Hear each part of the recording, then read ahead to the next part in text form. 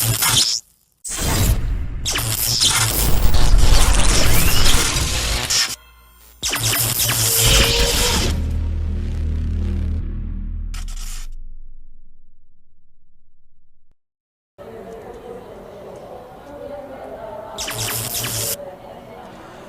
evening, ladies and gentlemen, and welcome to Northeast Delta Dental Stadium in Manchester, New Hampshire for the NHIAA Division II Baseball State Championship between the top-seeded Hollis Brookline Cavaliers and the second-seed St. Thomas Aquinas Saints.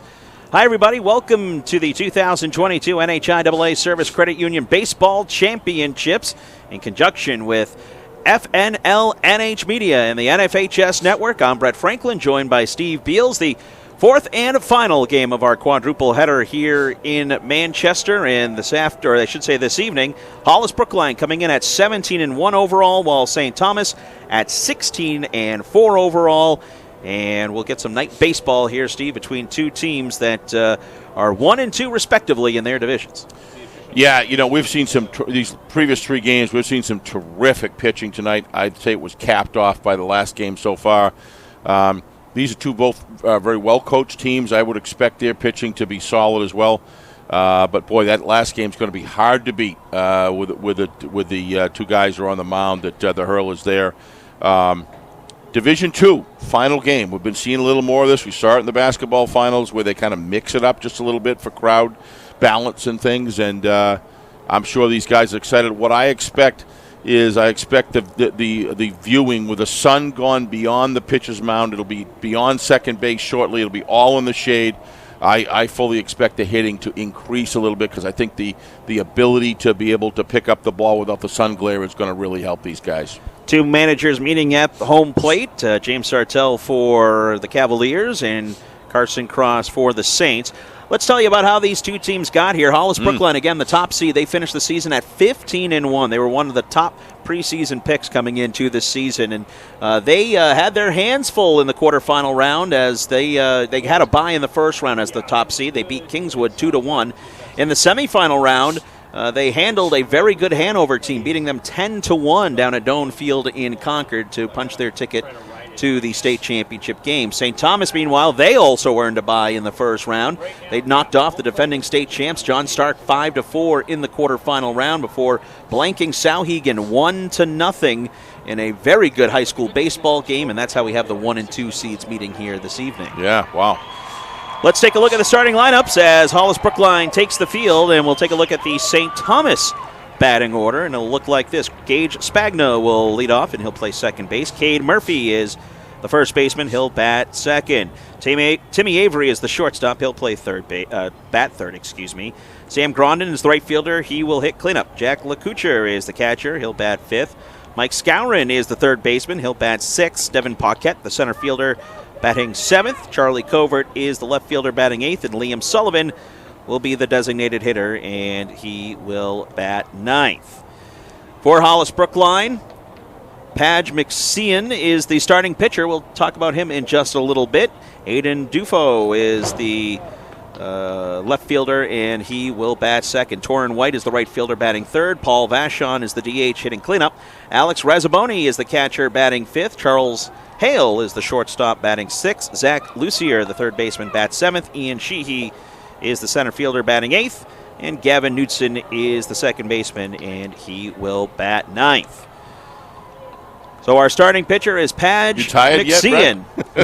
Yeah, we got our work cut out for us here this evening, but Padge McSean will get the start here, the left-hander, and he will face a Hollis Brookline team. Like we said, they were the preseason favorite, 15-1 during the regular season for Hollis Brookline. Their only slip-up was a 6-2 loss to Merrimack Valley back on May 11th. But other than that, really, they have been a solid team from start to finish, and they will look to try and win their first state championship since 2007 are the Cavaliers. Of course, St. Thomas was a runner-up last year in 2021, so a lot of these St. Thomas players speaking to the media earlier this week saying it's a little bit of a revenge tour, if you will. And they have not played each other, correct, as well? Or did they have not played each other. No, they did play each other. The second to last game of the season, Hollis Brookline won 4-1. Wow. So these two teams meeting close to the postseason, and we're underway as Gage Spagna will step in, and he takes ball one. Temperatures dropped down probably 8-10 degrees just since the last game ended. But as I said earlier, I expect the ability to see the ball coming in extremely sharp, good, vivid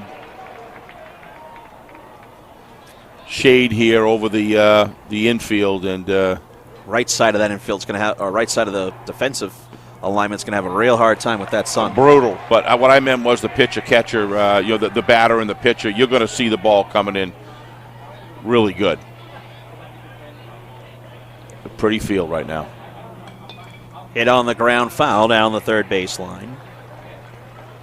Now that was the talk, as I mentioned. St. Thomas falling to a good John Stark team last year, and players talking about how, like we said, it's the revenge tour for St. Thomas and trying to pick up a title. They missed out last year. Last state championship for St. Thomas was 2012.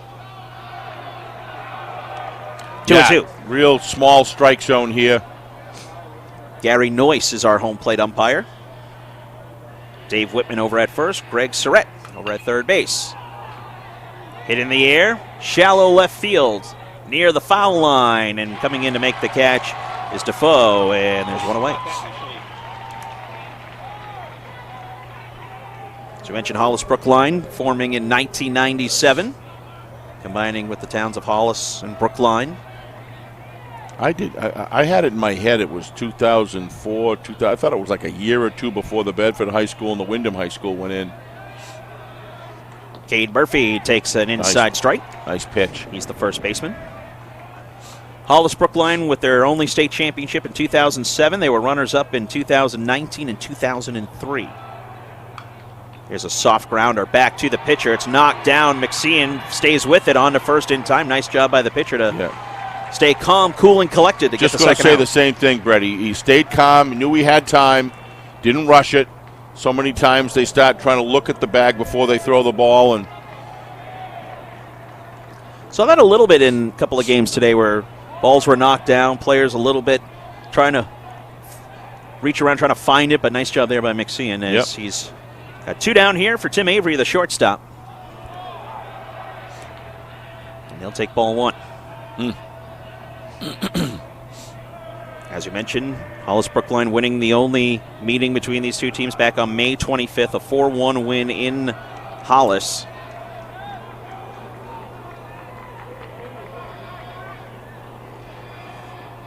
St. Thomas's 4 losses coming to Souhegan, Hanover, Oyster River, and Hollis Brookline.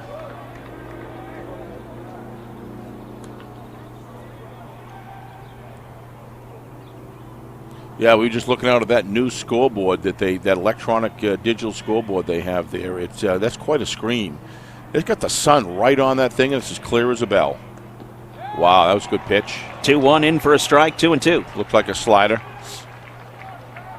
McSean looking for the 1-2-3 top of the first.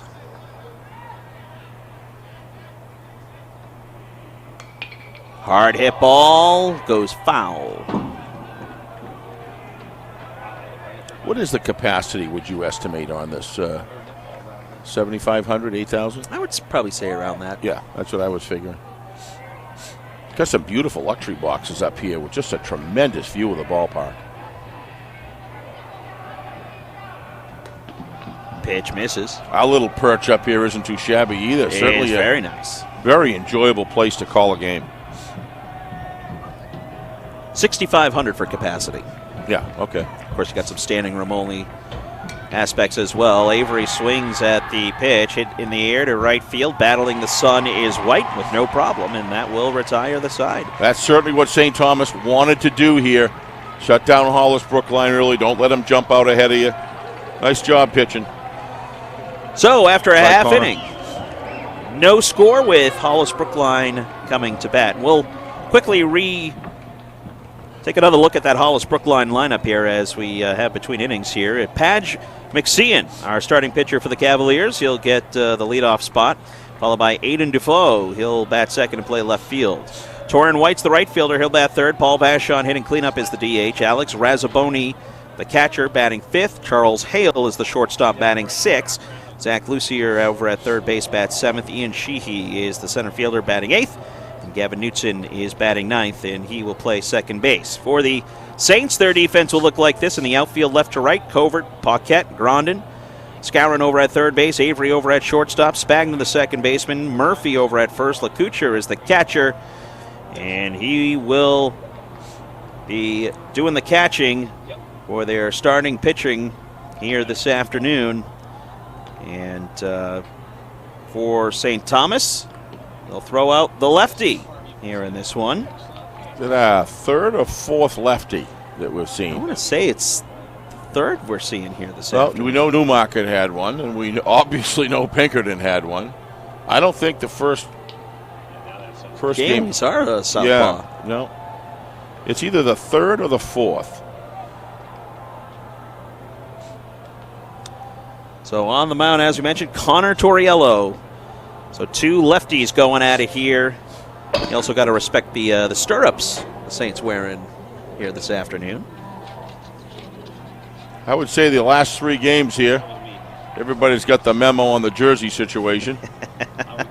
Did not have that in the first game. No, it was a little interesting to call, especially when you'd have a slide into second base with two fielders coming across. You didn't know who was who. Padge McSean, the starting pitcher for the Cavs. He's going to lead things off here in the first inning as that one's ripped foul. A little late around on that one. McSean is a senior. 6 seniors on this Cavs roster. James Sartell, the head coach of the Cavaliers, coaching over at third base. Here's a weak ground ball hit foul, first baseline. McSean, Dufault, and White due up here in the first inning.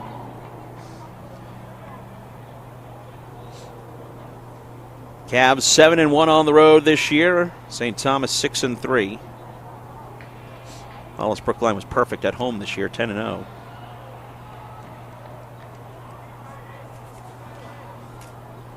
Hollis Brookline's lone loss this season was a 6-2 defeat to Merrimack Valley as McSean goes down swinging. First out for the Saints. Good high heat outside of the strike zone, high and wide, high and outside.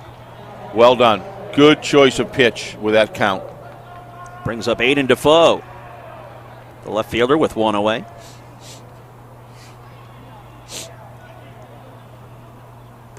He swings and misses at the first pitch. Doing a good job keeping the ball away from the hitters. Looks like he just moved it a little further close to the plate. Fouls that one off, and it's quickly 0-2. He's bringing some pretty good velocity here. He's got a good fastball. And likes to work quickly here, does Torriello. There's no doubt about that. The 0-2. Nice pitch. Second strikeout for Torriello. And there's 2 away here in the bottom of the first. But I'm just guessing. I would imagine coming into a game like this, big field, big pressure moment, kind of the momentum a little bit in the pitcher's favor to begin things as the pitch misses outside to Torrin White with 2 away. Right fielder.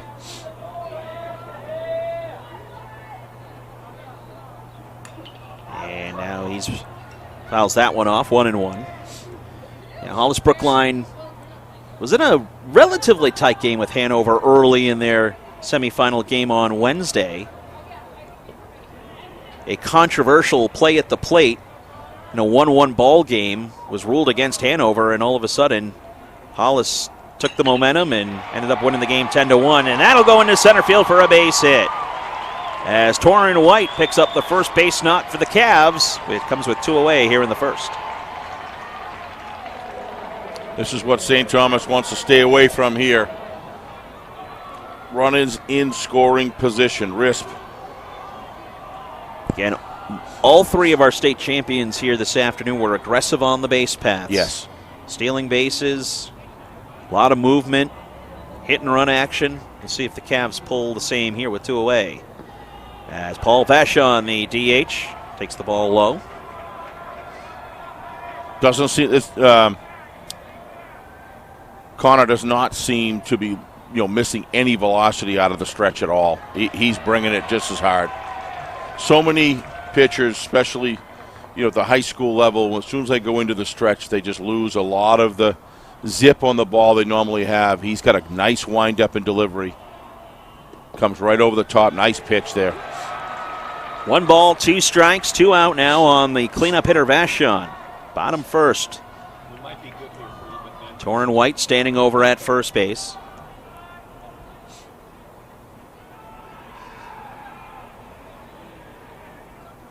Good teams love to cause havoc on the base paths, as you said, Brett. We've seen that a lot. Oh, nice hit.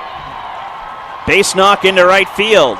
Stumbling over at the bag was White. He wanted to go for 3, and that one might play in St. Thomas's favor, as it looked like White was chugging for 3 all the way, and then he just slipped on the bag and went back to second. But it's a 2-out single, back-to-back base hits for the Cavaliers, and they've got runners on. The whole design there is go to the opposite field, get him to third. Hopefully they throw it, and then you can get to second. And you got 2 runners in scoring position with 2 outs with a good hitter coming up. But ground gave way there. 2 out, 2 on for Alex Razzaboni, the catcher. Nice piece of hitting, though. Razzaboni is a junior. Go-ahead run over at second with 2 away. 0-2.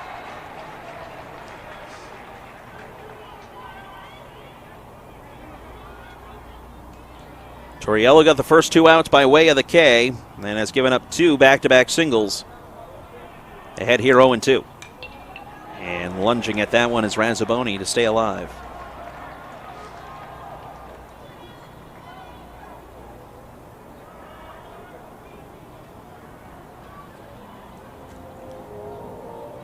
Cavaliers got off to a hot start. They went 9-0 to start the season before that 1 blemish on the record, a 6-2 loss to Merrimack Valley back on May 11th. And then they just pounded Pelham, outscoring them 34-1 in a back-to-back home-and-home set. Nice hit. Hit in the air. The outfielder stumbled, and it's going to drop in for a base hit. Being waved around is White. Here comes the play at the plate. Safe. Tag was late. And the Cavs take the lead 1-0. RBI single for Razzaboni. Throw was a little bit off the mark. A good, strong throw, but it had to be perfect to get him at the plate. Little bit of a delay on the approach in the outfield. We're going to get a good look here, I'm sure. Nice job by Craig. Yeah, and strong throw is just... Yeah, strong throw, just a little bit off the mark. It had to be perfect. Now Hollis Brookline has got what they want. All coming with 2 outs, 3 consecutive singles. I was just going to say that. That's such an important element of the game. When you can score runs with 2 outs, it's very deflating to the opposition when you can achieve that. Carson Cross, the St. Thomas skipper, out to talk to his starter, Torriello. Again, started out great. 2 back-to-back strikeouts to begin the inning. And since then, single. And the Cavaliers lead it 1-0. Looks like the umpire is going to break it up out there. So good opposite field hits, 2 put together. Nice job. It's a sign that you're seeing the ball well if you can push the ball like that. So this brings up Charlie Hale, the shortstop. Yeah, if you're St. Thomas, you want to get out of this inning now with 2 outs. Torriello deals.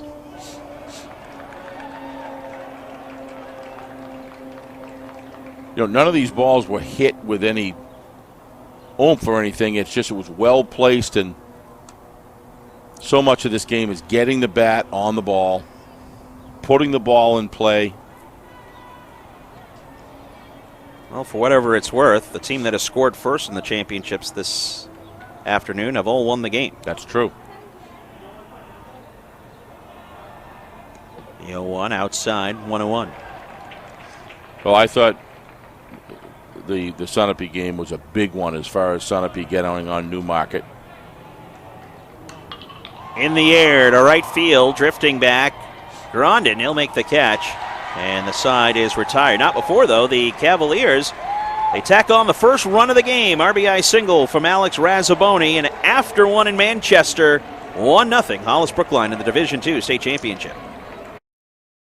Our broadcast today, as it always is brought to you by Beals Insurance Agency, with locations now in both Bedford and Londonderry. Whether you need home, auto, or business insurance, Beals Insurance will get you both the price and quality coverage that's right for you. Just call 603-471-9999 or visit BealsInsurance.com to request a free quote and start saving money today. Again, that's BealsInsurance.com.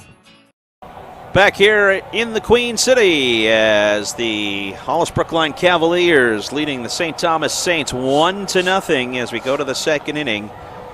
As the Cavs doing the damage with 2 outs, and they strike first here in the state title game. So for St. Thomas, they will send middle of the order 4, 5, and 6 to up. Grondin, LeCouture, and Mike Scourin. And again, Steve, we talked about it. I mean, looked like Connor Torriello was going to breeze through that first inning, but nothing's given, and 2 out hits for the Cavs coming together to put across the first run. Yeah, and they're pushed to right field, which is what drives runners and puts them into scoring position. That's why opposite field hitting from a right-handed batter when you've got runners on first and second are very, very important, because it really takes away the opportunity of the right fielder unless you've just got an unbelievably accurate arm. So good couple piece of hitting there with 2 outs. Nice pitch.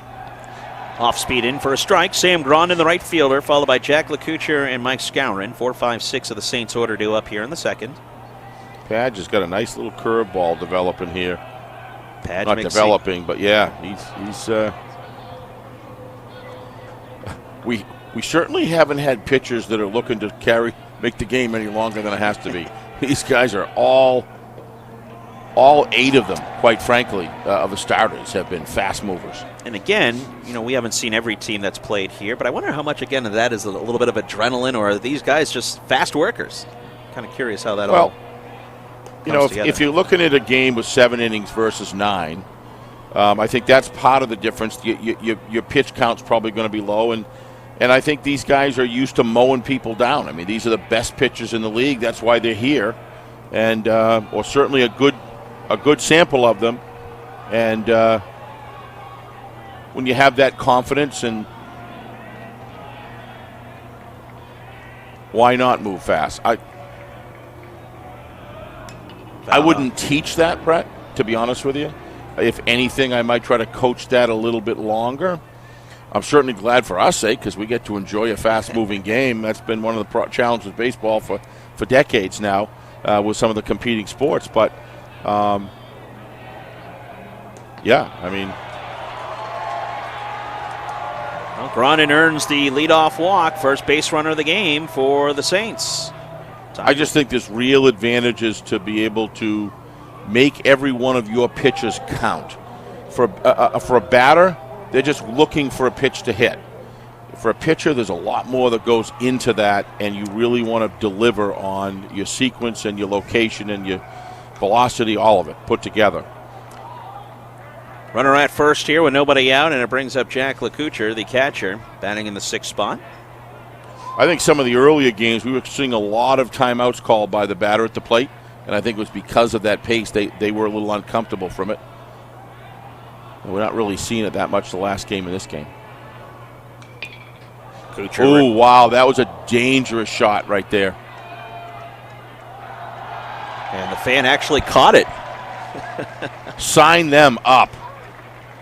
That ball was rocked. I'm surprised there isn't that net doesn't go just a little bit longer down there. Especially with the metal bats. With the metal bats, yeah, exactly. Nice.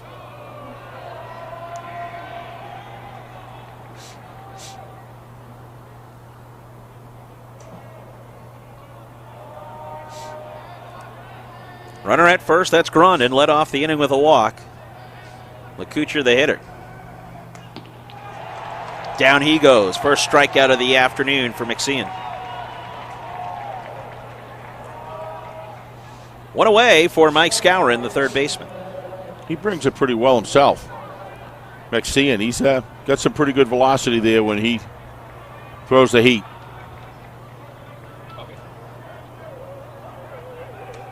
He's got a really nice move to the plate. He's not going to be an easy guy to steal on. He goes back, sets himself, looks the runner down, and he delivers very quickly to the catcher. So you better get a good jump if you're going to steal on him. Fouled off, and it's quickly 0-2.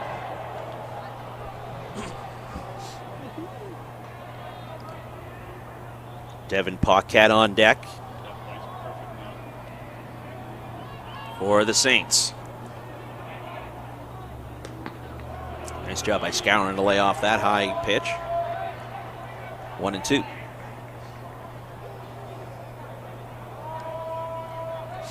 Monadnock, Sunapee, Pinkerton Academy, the champions of their respective state championship games this afternoon. Yeah, his delivery's coming off. He's not finishing. The last 2 or 3 pitches, if you watch, he's not really coming through and finishing. That could be the runner just trying to get to him a little bit. We'll watch him. That's better. Nice pitch. Swing and a miss, and down goes Skowron. Back-to-back strikeouts for McSean. 2 on the day, and there's now 2 away here in the second. Brings up Devin Paquette, the center fielder.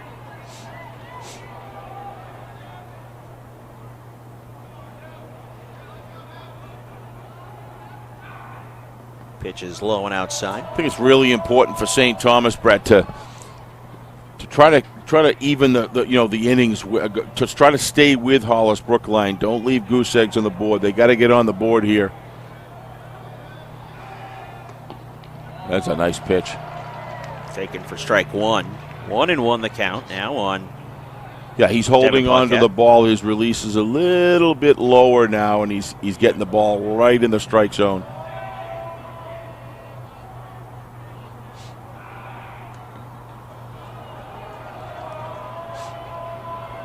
It looks like that. He does not want him to pull the ball. So they're working the outside of the plate really hard. He does not want to pull. Wants to go, does not want that runner getting on third base. Runner goes, throw down to second, is not in time. Wow, I think he thinks he had him. Let's see if we get this on replay in slow motion if we can, Ben. Grondin into second base. I haven't seen an official that's had a bad call today, and I keep on thinking that I thought they got him. It looks like he just snuck in there. Yeah, he snuck in. Yeah, these officials have been right in excellent position every time. Greg Surratt, our umpire over at second base. That's why we don't make the calls up here. Paquette earns the walk, and now there's 2 on with 2 out for Charlie Covert. Yeah, really good opportunity there. I like the base steal call. He wasn't really holding him on as tight. I think he was more worried about getting in the strike zone, getting good location, stopping the lefty from pulling the ball. So he kind of laid off a little bit. I think they saw that, and they grabbed it. Charlie Covert with runner at second, runner at first, 2 out here in the second inning. First threat of the game for the Saints. Led off the inning with a walk, back-to-back strikeouts, and then Devin Paquette earning the 2-out walk. Nice pitch. Covert taking a strike all the way, and it's quickly 0-2. Nice curveball. Again, starts in the outside of the strike zone on the outside and curves right in, hit the corner beautifully. 0-2 on Covert, the pitch. Hit on the ground to the shortstop, and it goes through his legs. Rounding third, and scoring is Grondin, and we're tied at 1. Well, the runner did a great job. If you watch this on replay here, you're going to see the runner do a terrific job of screening that ball from the shortstop. He hung right out there. That was by design, perfectly legal. And did a great job here. Watch this. You're going to see him slow right down, stay right in front of the runner, kind of get in his face a little bit. Nice job. So tied at 1 now after. And again, I don't know if the runner maybe shielded Hale over there at shortstop, but it looked like a routine ground ball. Well, it did. I thought he kind of shielded him pretty well. He certainly kind of, runners on base paths are so important. There's a hard hit ball into left field, but it should be a can of corn for Dufault, and it is, as Liam Sullivan is retired. And that is it for the top of the second. They do get a run. And the Cavs and the Saints all knotted up at 1 apiece. And a nice response there by St. Thomas.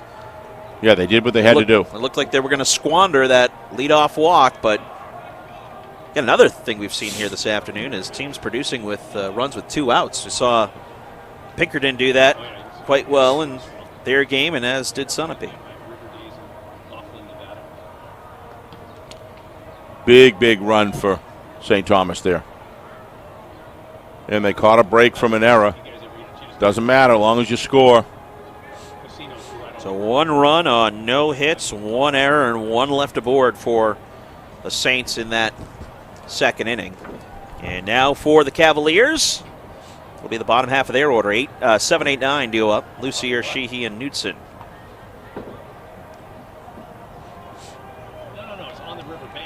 So it will be Zach Lucier who will lead things off here for Hollis Brookline. Again, Hollis finished with the best regular season record, 15-1 on the season. Torriello back out for another inning of work. It was a little bit of a different story for Torriello. He got the first 2 outs of the first and then gave up 3 consecutive base hits, which drove in the then go-ahead run for the Cavaliers. Yeah, swing and a miss. Doing a good job changing speeds here. Gutting them out ahead and pushing the heater outside. Nice selection of pitch sequence here. 1-2 pitch to Zach Lucier.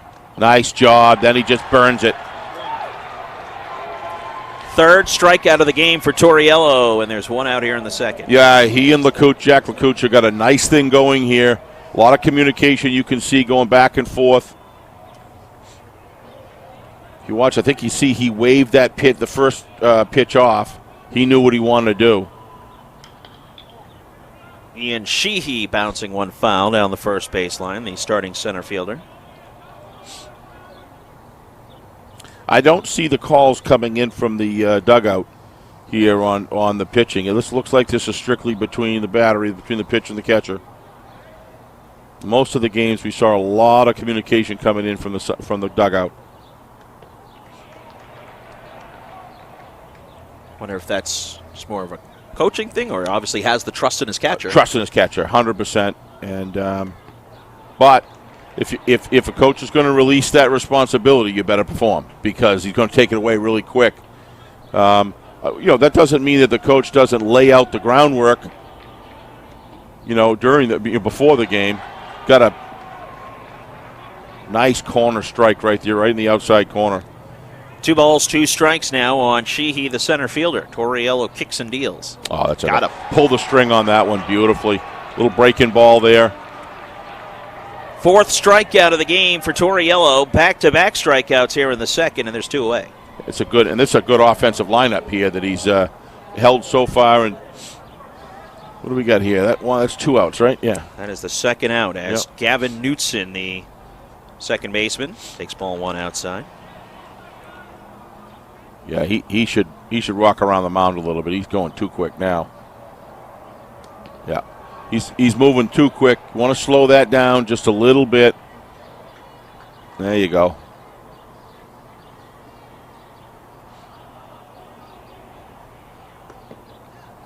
Yeah. Pitch misses outside. 3-0. Every now and then you got to just take a walk around the mound. Nice pitch. Fires in a strike. Tempo is so important. Catches in for a strike, 3-2. Yeah, he's pitching what he wants right now. He knows exactly what he wants. The payoff pitch, ball 4. Yeah, well, he's got to let his catcher drive the agenda there. I'm sure that every one of these batters has been studied by either catcher of the opposite team. They spend a lot of time looking at their film, looking at their weak spots. If they're in a championship game, he wasn't even ready. He wasn't even ready for the pitch. So if I was Jack LaCuccia, I'd probably go out to the mound, just have a little settle down, quick conversation. 1-0, the throw over to first, and a nice stab by Murphy. Sure it was.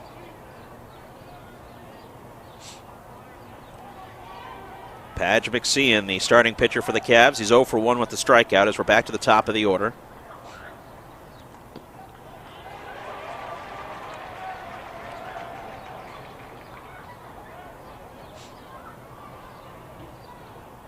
Runner at first, that's Knudsen. Reached on the 2-out walk. That one's fought off foul by McSean. If any runner will tell you, they'd rather not try to steal a base against a lefty. Much rather go against a righty because the move turns the shoulder, comes at you, where a lefty can play all kinds of sneaky games to make him look like he's coming at you. McSean dancing out of the way of that one. Yeah. Pitcher versus pitcher here. 2-2 the count on McSean. Popped up, foul and out of play. Definite hit and run play there. You had one strike. That's the time to do it. I like the call. Make contact, try to push it, get that runner to third.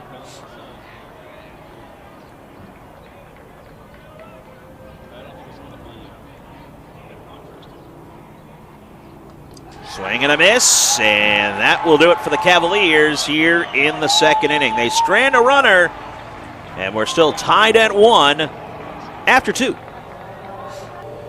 Top of the third we go. 1-1 our score between Hollis Brookline and St. Thomas. The top-seeded Cavaliers and the second-seeded Saints here in the Division II State Championship. 1-1 our score here at Northeast Delta Dental Stadium, the home of the New Hampshire Fisher Cats.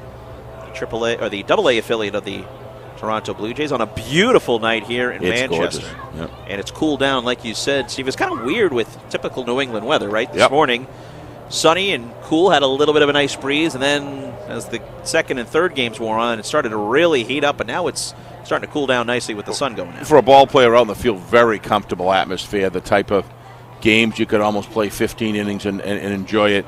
But I think both pitchers here are doing a great job. When they're getting in trouble, they're working themselves out of it. I just thought that Padge did a great job of working himself out of an inning with short period of time, not having necessarily his best stuff, and then coming back with it and getting himself back in line. So, it's a good ball game. Good, tight ball game. Gage Spagna leading off the inning. He flew out to left field to start the game. Looks to me like the strike zone's starting to widen out just a little bit. First, it seemed to almost really pull him in. Didn't get a lot of strike calls, but looks like he's consistently for both teams widening strike zone out. The 1-1 hit on the ground to shortstop.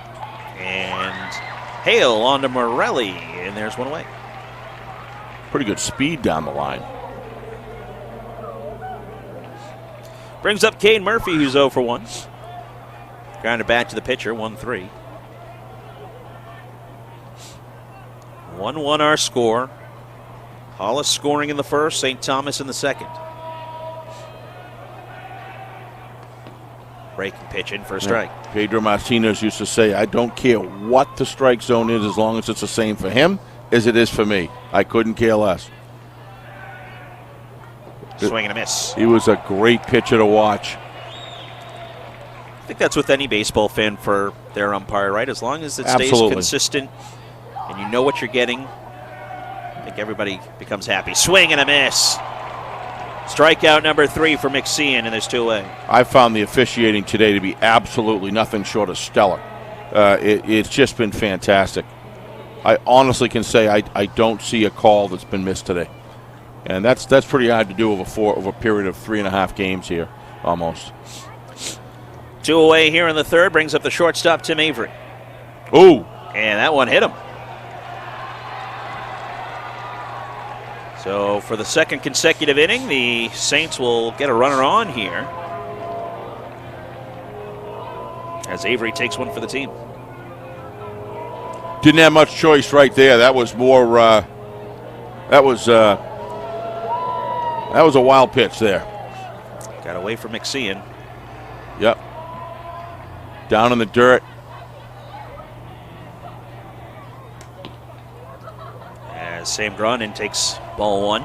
Gronin walked and scored back in the second. He was driven in on a error committed by the shortstop. On the ground to the second baseman. Knutson throws. No! It took the first baseman off the bag. Again, another what looked like a routine ground out, and St. Thomas stays alive. Ball was hit pretty hard. Certainly had plenty of time there. But watch him here when he goes. He starts backing up, right? And he keeps going to the side rather than trying to set himself. But the ball was pretty well hit in the hole there. So wasn't the easiest thing, but amazing what good speed down the first baseline will get for you. Brings up Jack LeCouture. St. Thomas is more than happy to take that.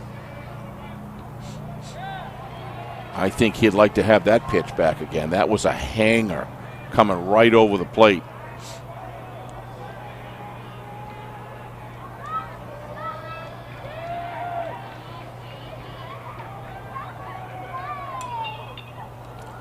Popped up foul.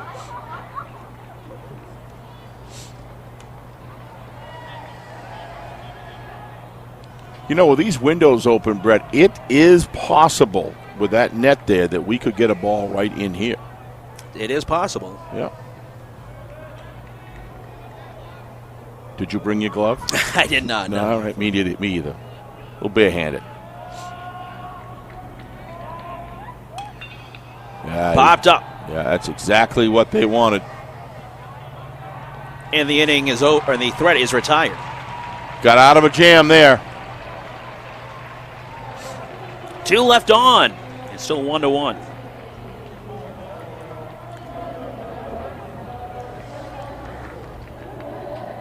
As we have, again, a beautiful night here in Just thinking the same Manchester. So this is actually my first appearance here at Northeast Delta Dental Stadium this season. Usually get down to a couple games to see the Fisher Cats. Of course, we also have some summer collegiate baseball here in the Granite State as well. You got the Keene Swamp Bats, got the Laconia Muskrats, Upper Valley Nighthawks. So we got, and of course the Futures League, which you got the Nashua Silver Knights, and so there's a lot of baseball to be had this year, and especially after dealings with COVID and fan restrictions. I know it's nice for a lot of people to get back out to the ballpark, which is nice. And if you're in New Hampshire and you're looking for a good time, it's worth the drive out here to Manchester to check out Northeast Delta Dental Stadium. So for the... Any upward movement on any of those teams, getting into the AAA or anything like that? For the... for some of the feeding programs? Yeah, so for the... We'll say Silver Knights? Yeah, so for the... obviously, I follow the Upper Valley Nighthawks a little bit closer, being in the Upper Valley, and they have 3 players in the major leagues right now since forming in 2016. Cam Oldred, the lefty for the Pittsburgh Pirates, made his debut a couple of weeks ago, and probably the biggest one is Ryan Jeffers, the starting catcher for the Minnesota Twins. Wow. And it's always fun to see those guys before they make it big. You can say, I remember when. Well, when I grew up down the South Shore, the big thing back then was the Cape Cod League, Absolutely. and boy, they fed Veritech and so many others. I think Greenwell came through there. This is the second time you mentioned Mike Greenwell today. Well, I'm an old man. What can I say? I mean, I love the reference. Number 39, Greeny. What, the old man reference? I just love the early 90s Red Sox references as Aiden Defoe. You know, I wasn't raising two boys and had a lot of free time. It's popped up. There's worse places to put it to use, right? Game my buddies and I used to like to play was name a random Red Sox player, not a big-time player, but so we would throw out names left and right. Not that Mike Greenwell wasn't a big name, but still got to appreciate the throwback there. Well, what came to your mind when they said one of those kind of unsung type players? What was the player? What player comes to your mind? But yet was kind of maybe underappreciated a little bit.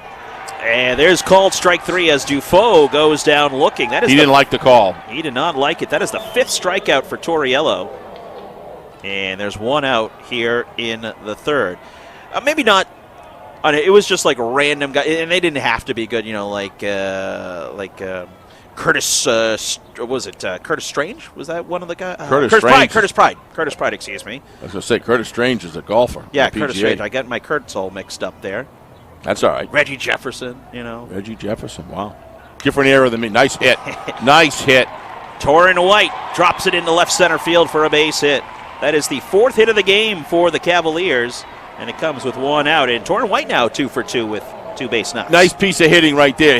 That ball came in slow, and he had to keep his hands back. See how he kept his hands back? Made good contact with the ball. He's got some great instincts at hitting there. All 4 hits for the Cavs, all singles. Yep.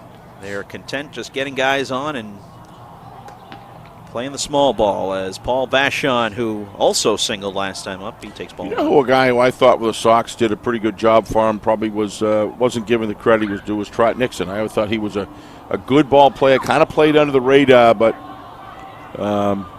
real gritty player. Gritty player.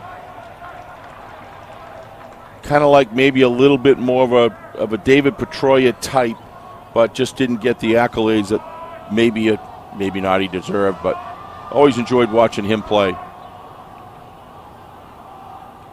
Down and in. Good stop there by LeCouture. 2-0. Of course, it was fun to see here at Delta Dental Stadium. Vlad Guerrero Jr., oh, wow. Kevin Biggio. Holy smokes, wow. It was. Do you remember your first Red Sox game you ever went to? I do. 1995, and they played the Tigers, and the only thing I remember was Cecil Fielder, the old man. Cecil Fielder. He crushed a home run in that game. He did that more than once. Yes. And well, he said one time, he says, I have to hit home runs because it takes me so long to run the bases. At least that way I can jog. He was a character. I did also see, by the way, on the baseball history today, on this day in history, Nolan Ryan threw his 6th no-hitter. You talk about high heat, man. Wow. He used to throw 102, 103, 101. I think they said he hit 105. I don't know if that's actually true or not.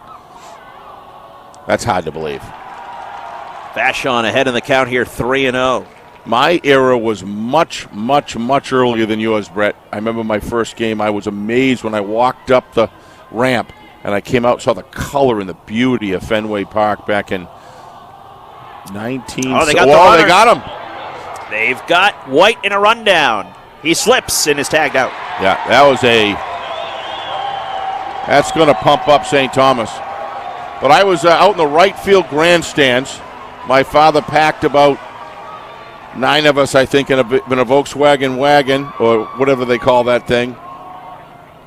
And we were all stuffed in there like sardines and drove through Mattapan and all the way through there. Finally got to Red Sox Stadium.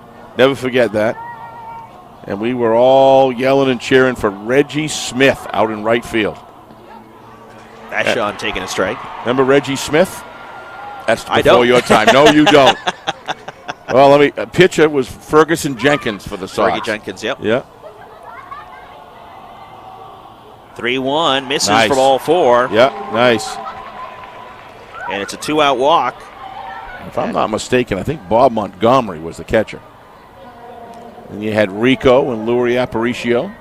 and Dude Griffin, and the Boomer at first base. George Scott. Yaz out in left. I can't believe I can't remember the center fielder. It was the one right before For Fred Lynn, right? For Fred Lynn. Oh, gosh, who was that? I'll think of it. Alex Razzaboni at the dish, and he Wow, goes after nice the rip. pitch, and it's into left center field, That's and that'll overhead. go all the way to the wall. This will easily score Vashon from third as he's chugging along, and it's 2-1 Hollis Brookline. RBI double for Razzaboni, his second ribby of the game. That was a rope right there. Yeah, that was a hanging curveball. If you watch this, this thing hangs and comes right down in the wheelhouse. I don't know if Ben can if we got a good replay of that, but if you want to see a hanging curveball, you're going to see it right here. He rifled that thing. He was expecting Watch this. that. Hanging curveball. Boom. Came right into the wheelhouse, but waist high, and he drove it. So Hollis Brookline regains the lead on a 2-out RBI double by Alex Razzaboni.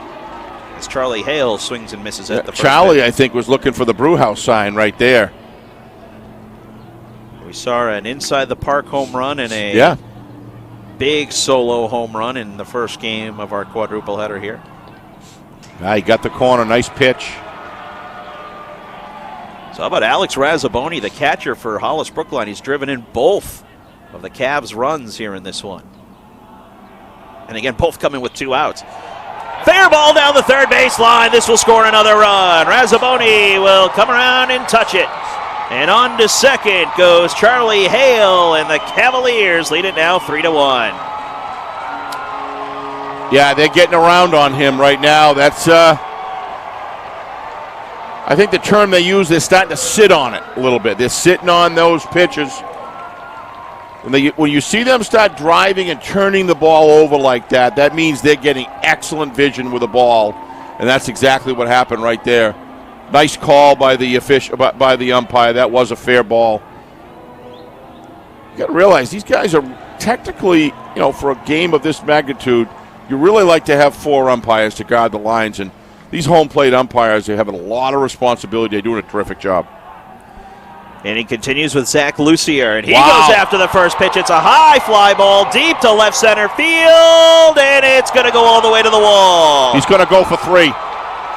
Here comes Lucier chugging in for the RBI triple. 4-1 Cavaliers. Yeah, something happened all of a sudden. Those last 3 or 4 batters, all consistently seeing that ball extremely well. All 3 of those balls were turned over. They were turned over. It's going to be very interesting to see what head coach does here. It looks like his players are trying to pump him up, but that's exactly the sort of explosion that Hollis Brookline was looking for. Yeah, he hit that well. They're sitting on it. Carson Cross remaining in the dugout. Yeah, he's going to stay in. Going to keep his starter in. I mean, he's still got 2 outs here. Yeah, it's also, the 3rd inning? The third inning. That's awful early to pull your starter out, your ace. So after getting 2 quick outs for the Saints, walk, double, triple. And now Ian Sheehy swings and misses at the first pitch. He's 0 for 1 with the strikeout. Yeah, he was throwing multiple breaking balls there, and I think that they were able to time those. He's going right back to the heat here now. Lights have been turned on here at Northeast Delta Dental Stadium. Swing and fouled off, and it's 0-2. Very rarely have these players played a night game, so be interesting to see if the lights take full effect. How does that play into the situation? Swing and a miss. Sheehy goes down. That is the 6th strikeout of the day for Torriello, but the damage has been done. Yep. Hollis Brookline scores 3 in the 3rd, and after 3, it's 4-1 Hollis Brookline over St. Thomas. Our broadcast today, as it always is brought to you by Beals Insurance Agency, with locations now in both Bedford and Londonderry. Whether you need home, auto, or business insurance, Beals Insurance will get you both the price and quality coverage that's right for you. Just call 603-471-9999 or visit BealsInsurance.com to request a free quote and start saving money today. Again, that's BealsInsurance.com. Fourth inning we go, and Hollis Brookline now with a 4-1 lead here in the fourth inning, as Hollis plating 3 in that last half frame, and they really started to jump on the St. Thomas starter, Torriello. So for St. Thomas, it'll be Skowron, Paquette, and Covert. 6, 7, and 8 of the order due up here for the Saints. So we'll see what Paj McSean can do here, and spotted a 3-run lead. Well, they responded the last time when it was 1-0. We'll see what they can do here. First pitch swinging, and that'll drop in for a base hit. Mike Skowron, who was 0 for 1, picks up the second base hit of the game for the Saints. Leadoff runner aboard. Nice hit. Brings up Devin Paquette. Yeah, good job staying right in the box. Good rip. Paquette walked first time up. He'll jump after the first pitch. Flared into left field, and it's caught by the shortstop, Hale, who was ranging to his right. I didn't think he was going to get to it, but makes a first out here in the fourth. Yeah, got a good jump on it, good range. He's got some speed. Never took his eye off it. Brings up Charlie Covert. Reached on an error by the shortstop back in the second.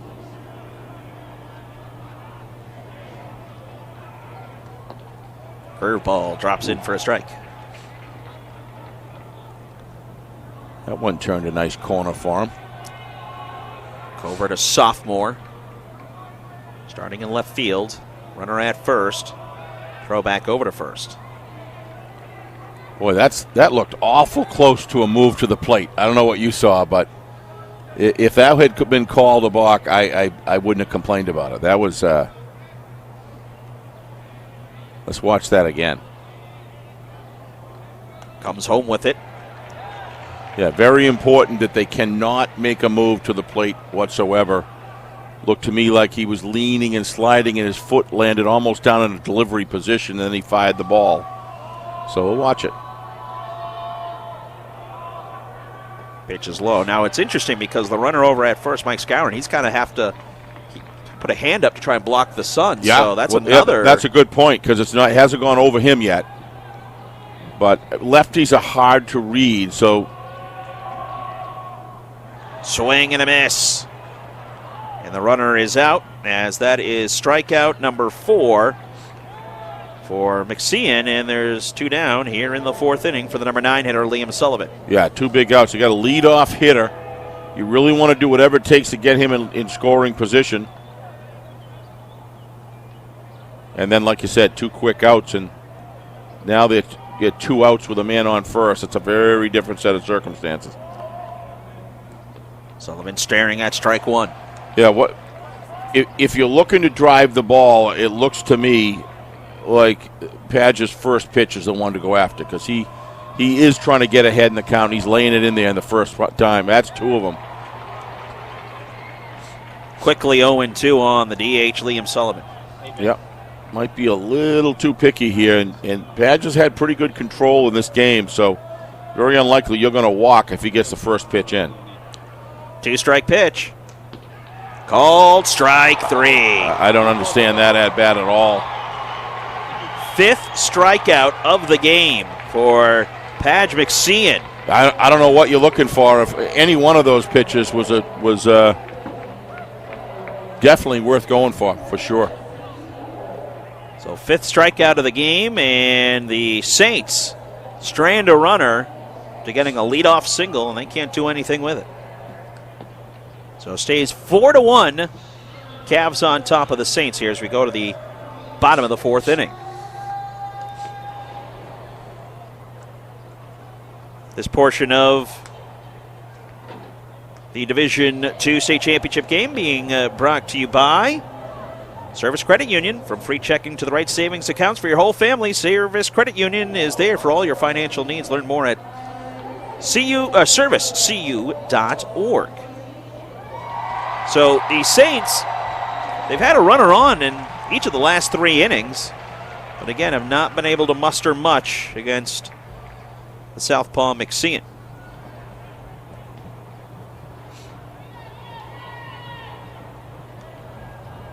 Yeah. So far, St. Thomas has stranded 4 runners on base, while the Cavs have also stranded 4, but they've been able to muster 7 hits here in this contest. So it'll be 9-1 and 2 up for the Cavs. Knudsen, McSean, and Defoe. Knudsen walked his first time up. Torriello back on for another inning of work and misses there with ball 1.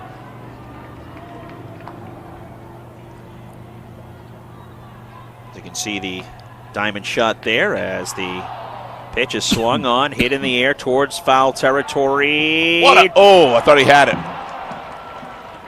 Diving attempt by Great Covert. effort. Great effort. Couldn't come up with it. Looked close, though. Yeah, he's well aware he's in a championship game here. That was great effort.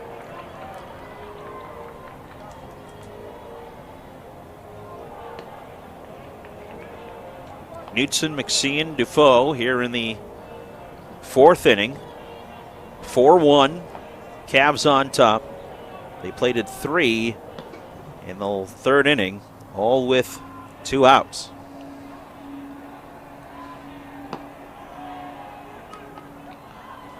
Nice pitch. Called strike. 1-2. Just skim the outside corner. Another one. Didn't get it, though.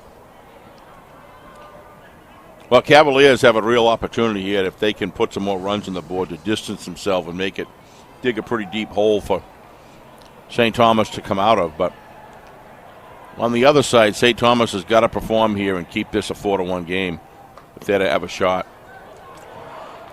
Charlie Hale starting to get loose in the Hollis bullpen.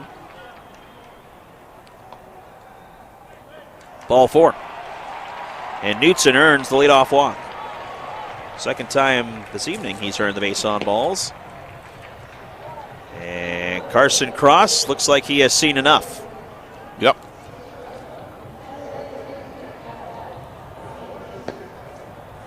That is the... Well, I think Carson realizes that the point in the game here where you can't get any deeper behind, so...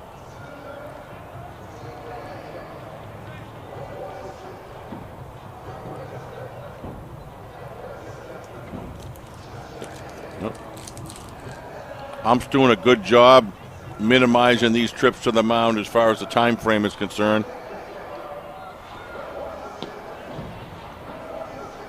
Well, the Saints bench boss is going to stay with his starter.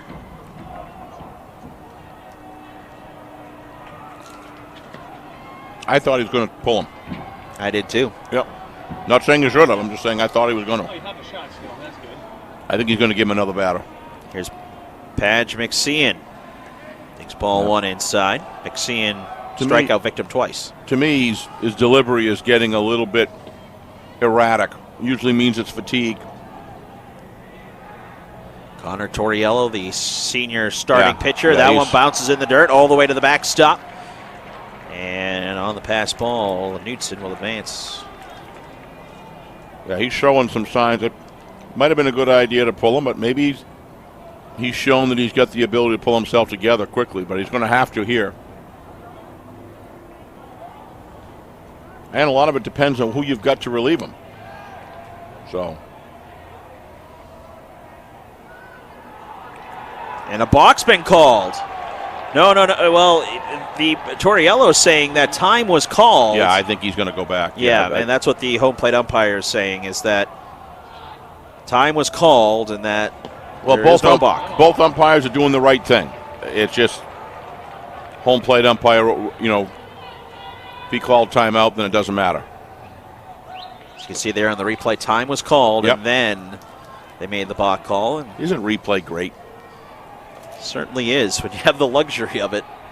McSean hitting the ball into the gap into left field, and that will hold the runner at third. McSean, though, will try and advance to second, and he will. Yeah, but you got to hit the cutoff right there. That's got to be cut off. Yeah, throwing mistake there by the left fielder,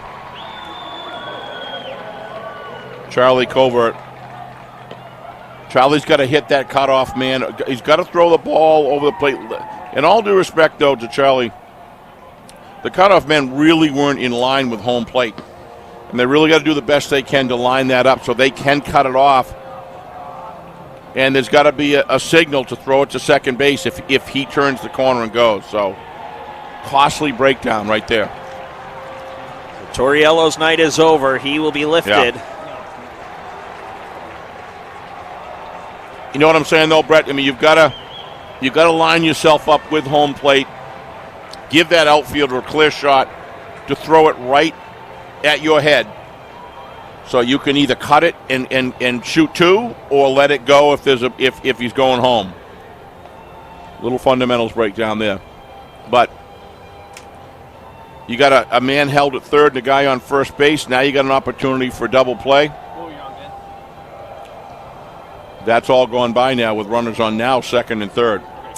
So it looks like Sam Grondin is going to come in here and relieve Torriello, and Liam Sullivan now is going to come in and play right field. So Sullivan, who is the DH, he'll play right, as Grondin will now move from right field to the pitcher's mound. So far, what I've seen of the Cavaliers is they are as advertised. They're very, very solid, very fundamentally sound.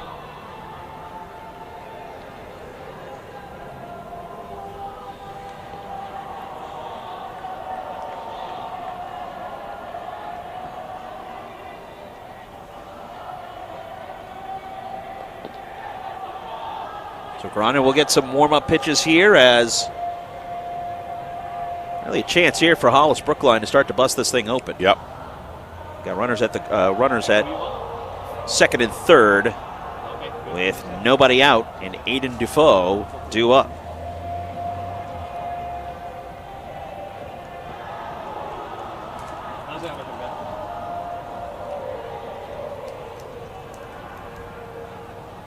Doesn't appear to have like a lot of heat, but pretty good fastball, but looks like more of a location style pitcher. We'll see what he's got once the game starts, but No. You tell me what you see on the monitor is going to be. they really need a good performance out of him right now. Okay, we'll leave it. Yeah, let's leave it. And he'll face tough part of the order here as the number 2 hitter Dufault stands in.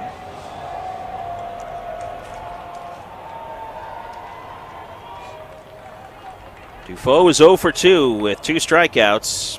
Saints defense in all the way around here to try to hold things to where they're at, 4-1. First pitch popped up. No, And there's one away.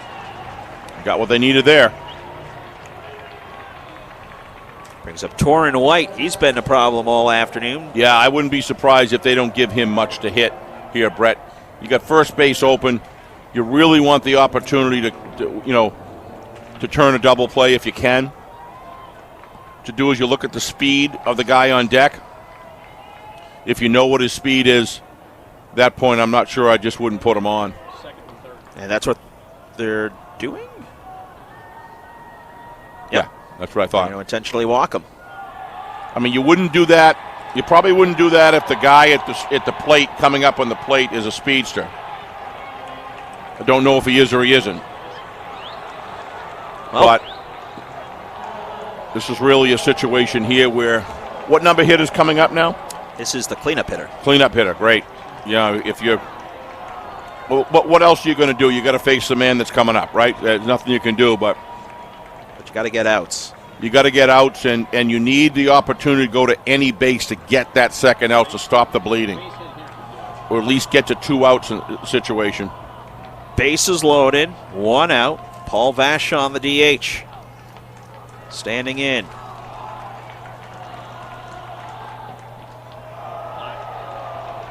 Vachon singled back in the first and then walked and scored in the third.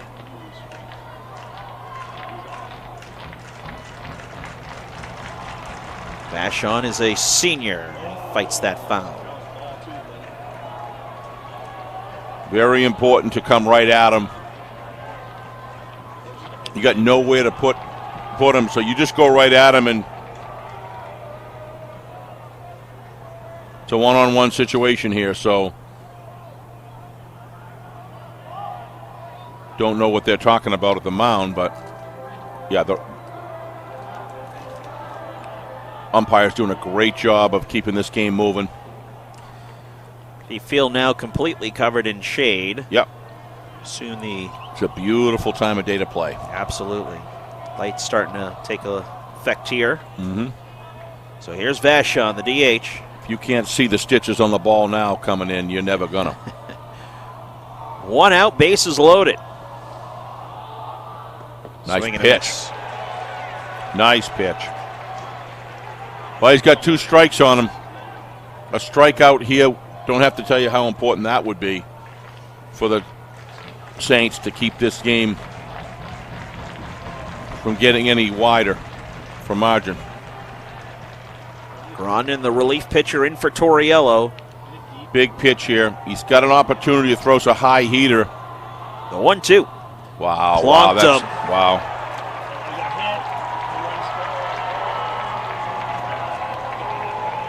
And it's now 5-1, Hollis Brookline.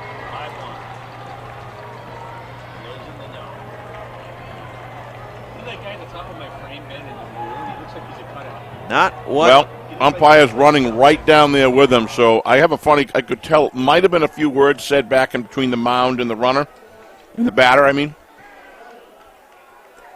And the umpire very intelligently just takes a little jog with him down to first base and passes him off to the first base umpire. Beautiful. Here's Alex Razzaboni, 2 for 2 with 2 RBI. Another ribby chance here. And 1 out. Bases loaded. Hollis can smell blood here if they can bust this thing open. Here's the pitch. This is high.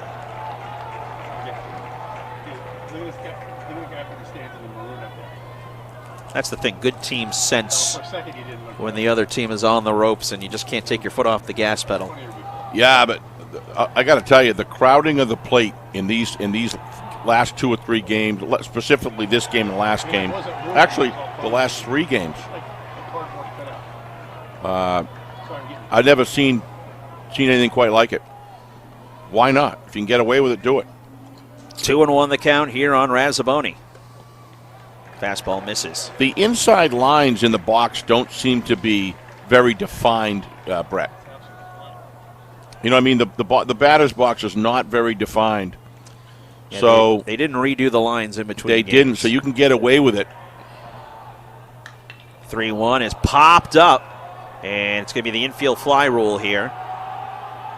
And it's the second out. So 2 down, big second out for the Saints. Yep. And it'll bring up Charlie Hale, the shortstop, who doubled in a run back in the third and also scored a run himself. It's part of that 3-run third inning.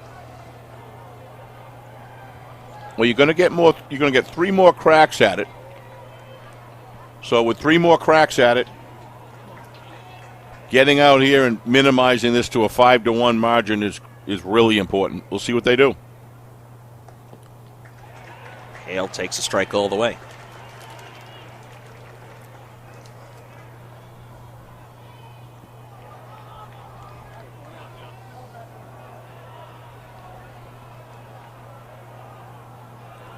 Grondin sets in the pitch. Good pitch.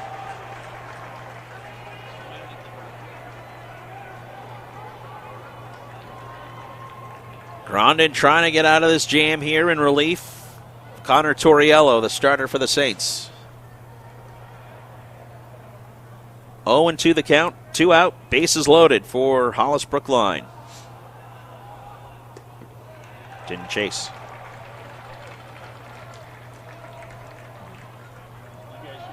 He's got some pitches to waste. Don't want to go full count, though, here. Still a pitcher's count, 1-2. 2 out, bases loaded. Into right field, and it'll drop for a base hit. 1 run scores, 2 runs score, 7-1 Cavs. Opposite field, base hit. Love those opposite field hits. Nice push there. Patient at the plate. That is the second RBI of the game for Hale. And the lead now 7-1. So much of this game is to put the ball in play. It's a big field out there with a lot more green than there is players. But if you don't put it out there, it's not going to happen. Done a good job getting the bat in the ball. Here's Zach Lucier, tripled in a run last time up. Mm-hmm. 9 hits for the Cavs here in this one.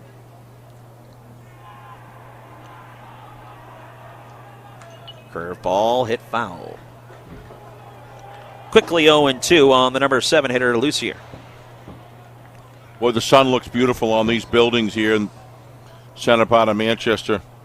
What a beautiful night, beautiful sky. It's a great day for baseball. It sure is. Very lucky that we had the weather hold off and turning into a beautiful night. The 0-2, swing and a miss. But not before the damage has been done. 3 runs in this bottom of the 4th inning, and Hollis Brookline in control, leading at 7-1. Our broadcast today, as it always is brought to you by Beals Insurance Agency, with locations now in both Bedford and Londonderry. Whether you need home, auto, or business insurance, Beals Insurance will get you both the price and quality coverage that's right for you. Just call 603-471-9999 or visit BealsInsurance.com to request a free quote and start saving money today. Again, that's BealsInsurance.com. All right, 5th inning we go, and a big 4th inning for the Hollis Brookline Cavaliers. They now lead at 7-1 here as St. Thomas will send top of the order up here to start the 5th.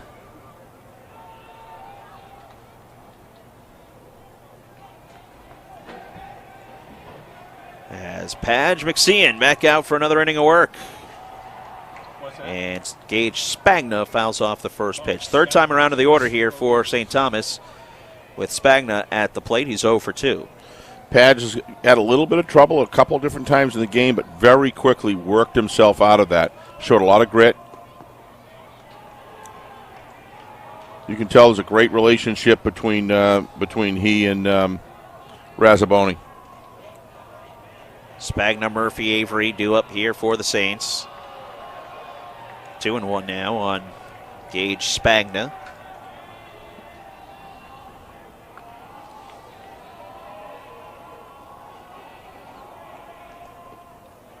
Taken for a strike. Spagna, sophomore.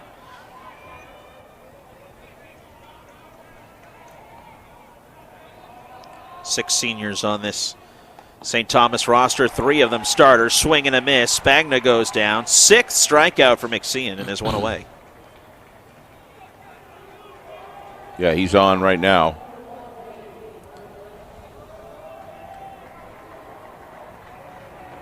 Spagna is, or I should say McSean, has given up just 1 hit. Came in the 4th inning. And Cade Murphy will jump after the first pitch and foul it off. Murphy's 0 for 2.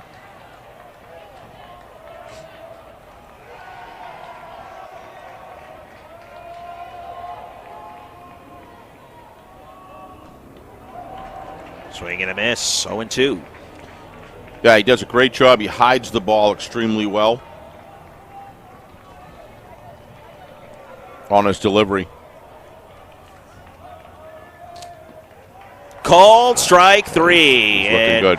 McSean just making it look easy now. He sure is. 7th strikeout of the game for McSean. And there's 2 down here in the 5th. Cavaliers feeling it right now. You can see that was a big inning for them last inning. They've got the gap now at 6 with a very solid pitcher that's kind of having his way so far with the batters. Throwing a 1-hitter, as you said, Brett. That's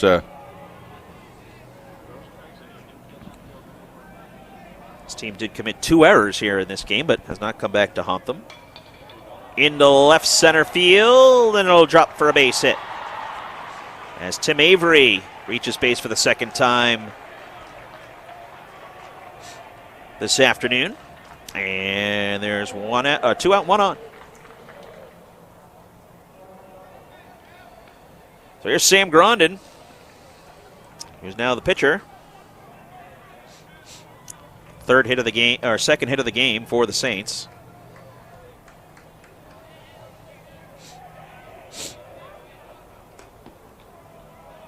Ball 1.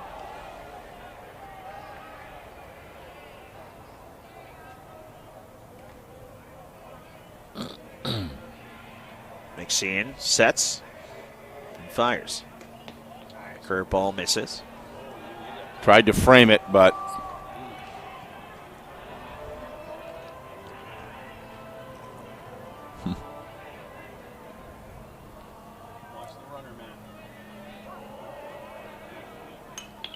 Two-0 is fouled off. it may be out in the river. Sam Grondin started in right field. Plays Connor Torriello as the relief pitcher.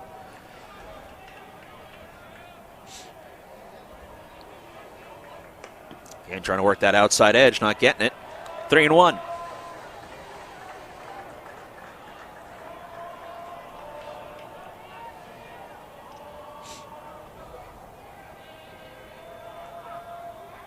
Pitch is hit on the ground, knocked down by the first baseman, but conveniently right near the bag. And Morelli able to pick it up, touch the bag, and the side is retired. So again, the Saints strand a runner, and the score remains 7-1 here as we move to the bottom of the 5th. Yeah, they're starting to run out of outs now, so that last inning was Like you said, it seemed like St. Thomas in that third inning was really when they had things cooking to make some magic happen offensively. But like you said, Steve, as this game has gone on here, it looks like McSean has really started to dial settling in. Yeah. Really settling in. So Grondin will come back out for another inning of relief as the Cavs will have 8, 9, and 1 of the order due up. They sent 8 men to the plate in the 4th inning, did the Cavs. And if they're able to tack on 4 more runs, that puts this game in the books. We saw Sunapee mercy rule the Newmarket Mules, doing it 10-0 in 6 innings. As we say hello in the... Matt's taking pictures of us and waving at us from the camera. Thank you so much to the fine folks at Northeast Delta Dental Stadium for setting us up here in the press box, a beautiful press box. And big thanks again to our hard-working production crew, and thanks to the NHIAA for taking care of us here as well. It's been a fun day of baseball. Of course, the softball championships took place today. Haven't got any word on that, have you? We'll see if we can dive up some scores. That was being held at Plymouth State, if I'm not mistaken. Yep, it was. Nice to see the Our state. caller, Dave Collins, up calling the games there. Always nice to see the state universities being used for host sites. And we certainly say thank Dave for referring you to us, Brett. Really been enjoyable today. Appreciate it, Steve. It's as Ian Sheehy takes ball 1. Sheehy, Knutson, McSean. 8-9-1 2 up here in the Cavalier order. Well, we had told Don from NFHS, we'll do whatever you want us to do. They had a crew up there doing the softball, so we were more than happy to come to Fisher Cat Stadium to do 4 games. And but I've always enjoyed girls softball, and there should be some good matchups. So the winners of the Division II softball state championship was Co-Brown. They beat John Stark 6-1. Okay. 6-1? 6-1. The Division IV state championship, Woodsville beating PCA 12-3. Woodsville girls had a good basketball season this past fall, too. They went far. And in the Division III game, Prospect Mountain beat Campbell 4-2. What's that? 2-2 is called, strike 3, and down goes Sheehy for the 3rd time. He goes down via the strikeout. Campbell and boys lacrosse just got upset the other night by Laconia. Laconia came out, put a strong performance out there. They were a strong team. I'm not sure I would say it's an upset, but I would say that Campbell probably was favored going in, and Oh, yeah, it is. so Laconia is going to be in the championships tomorrow at the Division III level. We're going to be covering those as well for NFHS. 1-1 here on the number 9 hitter, Gavin Knutson. He has walked both times, scored a run.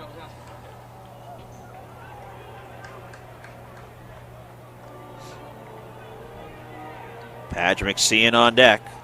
Is Gavin a senior?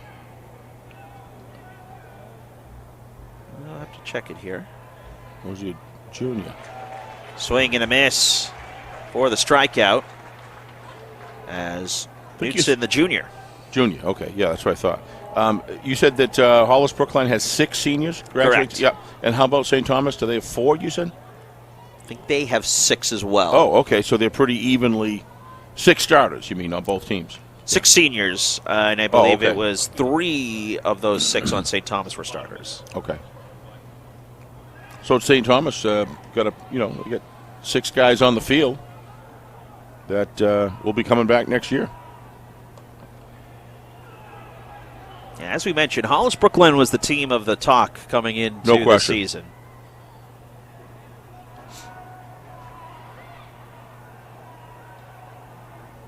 Swing and a miss on an off speed.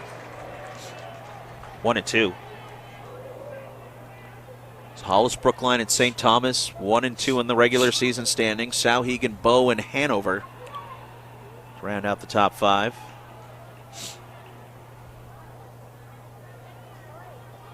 Fourteen teams make the tournament in Division II. The 1-2, swing and a miss. And nice pitch. How about Sam Grondin? Sam's doing well. He's done what he's had to do. It's his 4th strikeout. Yep. Strikes out the side, and that ends the 5th inning. Well, I thought he was going to bring Sam in a couple batters before. Remember when Coach went out to the mound? And it's easy to Monday morning quarterback, of course. But either way, sticks with them. And well, Connor looked to me like he was tiring. He looked to me, he pitched, I thought, quite well up until the last 2 or 3 batters that he faced there. And but you got to give this Hollis Brookline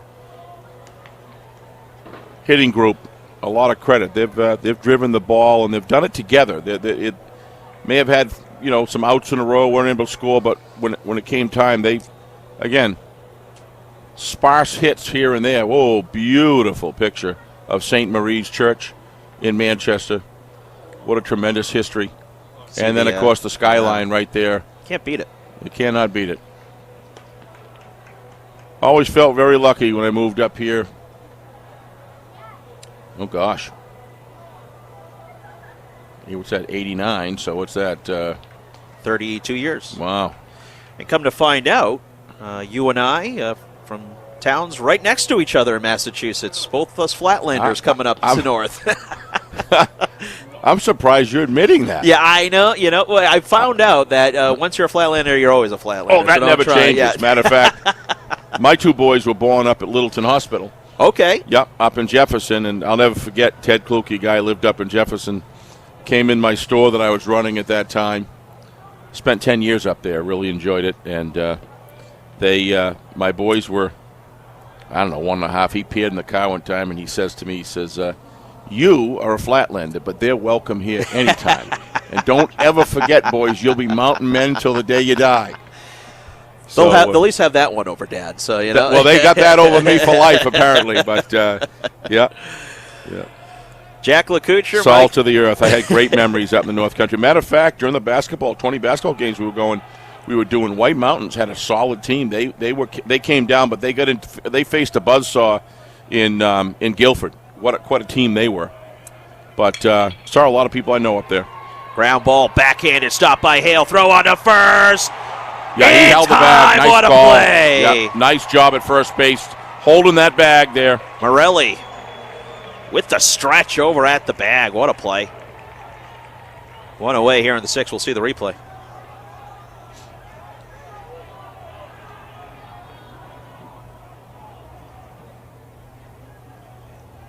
Great job. Great set. But a little off the mark.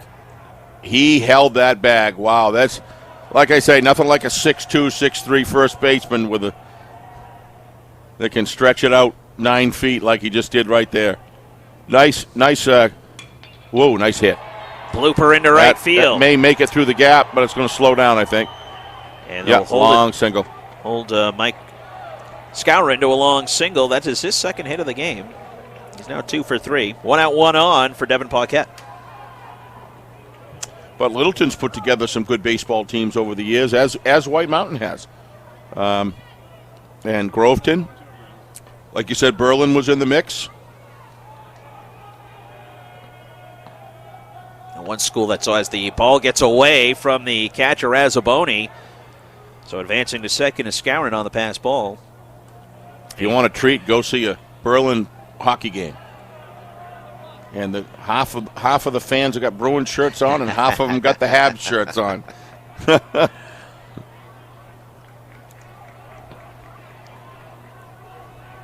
1-0 the count here on Paquette. Nice pitch. He's putting together a nice game here against a good St. Thomas team. There is action in the Hollis Brookline bullpen. The 1-1 pitch. Back up the middle. Backhanded there by the shortstop. Long throw will hit off the backstop, and a run will score. 7-2 now. Hollis Brookline on the wild throwing error there by the shortstop, Hale. Yeah, as I say, watch here. Didn't set himself. Made a nice catch. But you're going to see here, he just didn't set himself. If we get that on camera, so he's off balance, kind of backing up on his throw. You want to set and drive that body forward. Second run of the game for the Saints. And McSean all of a sudden now has lost a little bit of his control. Could have been a serious collision there at first base, but they were able to kind of get out of each other's way to some extent. Could have been worse. Jack Lager warming in the Cavalier bullpen.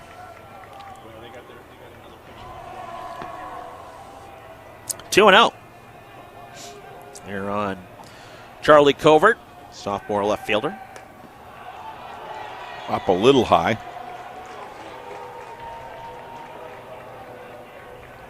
You almost get the feeling he's going to bring in a closer if Pads can get out of this one.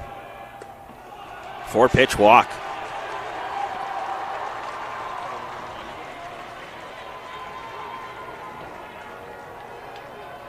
So 1 out and 2 on now for the number 9 hitter, Liam Sullivan.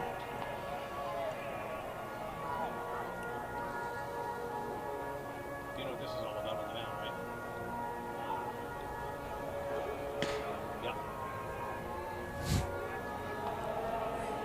Yeah. The biggest threat of the game here for St. Thomas. Yep.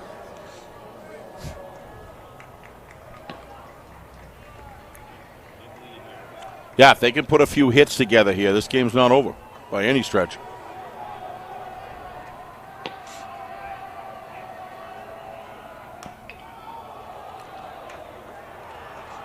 looks to me like Padge might have lost a little zip on his throws here.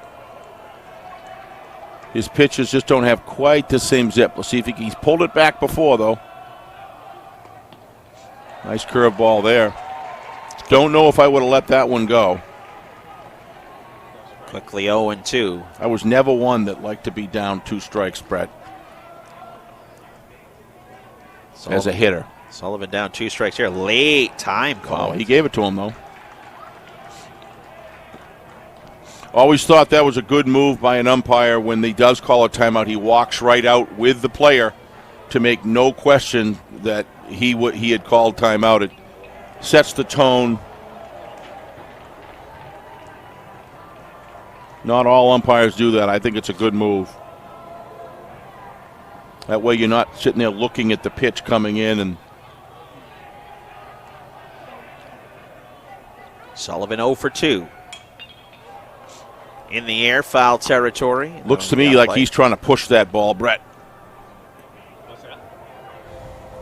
Sullivan flew out to left field in the second, struck out looking to end the fourth. Oh, yeah.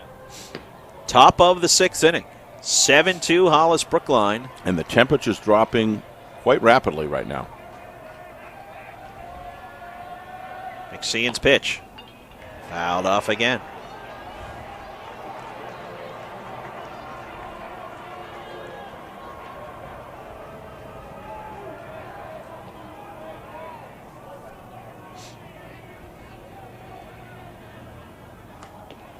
Called strike 3, and Sullivan goes down looking. Yeah, so Liam's looking at too many pitches. I mean, those are when that's around the plate. If it's anywhere around the plate, you gotta come through with 2 strikes.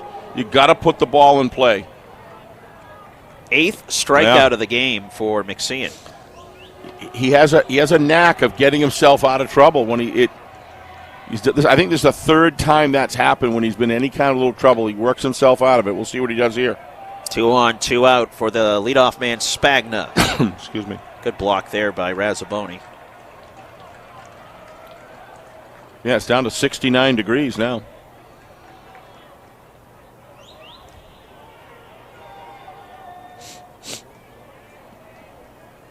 Two out, 2 on here in the 6th inning.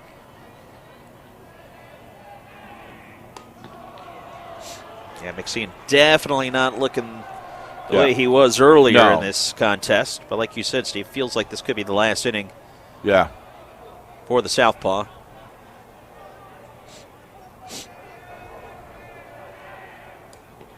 Yeah, he's starting to slow down a little bit. 2-0 here, the count on Gage Spagna, 0 for 3. I think if he gets on, it'll probably be his last batter, I think. I think he's going to want to close this out. Nice pitch. In for a strike. That outside curve has worked well for him. 2 balls, 1 strike, 2 out. St. Thomas trying to keep this inning alive here. They've already scored 1. Catches the outside edge. Spagna didn't like it. I was a little surprised by that. That's a pretty outside edge right there. 2 balls and 2 strikes. 6th inning. The pitch. Swing and a miss. He got out of it. He has a way of doing it. Strikeout number 9 for Padge McSeon. Got to give the kid credit. Very impressive. The Hollis Brookline student section loves it. St. Thomas has now stranded 8 men on base this afternoon. But Padge McSeon. Did you say 8? 9 strikeouts. Yeah, but how many men do they strand? Oh, they've stranded 8. Excuse me. That's really costly. Yeah. And I recall 3 batters that literally let all the called strikes. So you can't do that. You've got to attack the ball if it's in the area, especially with 2 strikes. And you kind of have an idea of that strike zone at this point. So, like Absolutely. you said, you just got to recognize the situation and Put the ball in play. So Hollis will come to bat here. They'll try to get some insurance. As for the Cavaliers, it'll be 2, 3, and 4 of the order due up, as they lead it now 7-2, and Cavalier Nation can sense it, as Hollis Brookline looking for their first title in 15 years. Pretty sure Hollis took a football state championship in 2021, or the previous, it was 2019, I think they did. Either way, Hollis Brookline, though, of course. It's what? Usually competitive all around in Division II. Only one home run the whole of all 4 games. Yeah. Thought we might, certainly down the left field, I thought we might have maybe 1 or 2 more. But I think the pitching has been outstanding today. Aiden Dufault, Torin White, Paul Vachon due up here. Dufault hits a weak ground down the first base line with foul. As I mentioned, Hollis Brookline is the largest Division II school by enrollment, 857 students, while What are they, about 6'10", 6'50", 6'30", St. Thomas? find St. Thomas in here. They're about 402, if okay. I'm not mistaken. Yep. I thought it was a little higher than that. Okay. I thought it was in the 6s. Swing and a miss. Dufault goes down for the 3rd time via the K, and there's one away. He's done a good job coming in as a reliever. Yeah, Grondin picking up his 4th strikeout. Yep. Replacing Torriello, a starter for the Saints.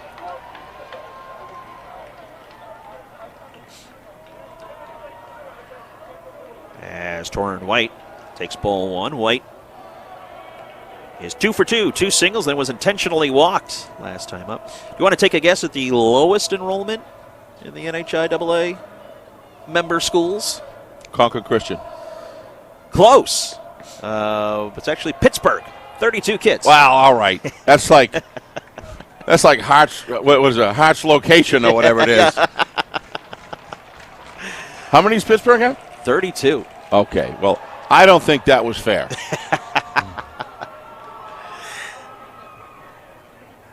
2-1 the count.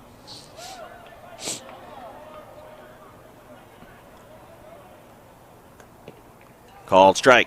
2-2. I'll tell you, they had a girls basketball team, Concord Christian, this year. Both boys and girls were right there in the finals. But the Concord Christian girls were just unbelievable. The pitch swung on into right field. Shallow right field. Shallow enough that the second baseman, Spagna, makes the catch. 2 out. Certainly not. That might have been a snow cone by the time that thing came down. That had some serious Again, the lights. trajectory on it. Yeah.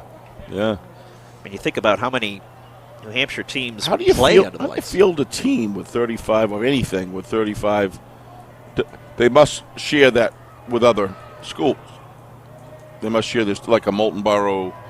I would have to Interlake. look at, yeah, right. Maybe they co-op with another Co-op team. with another school, I would think.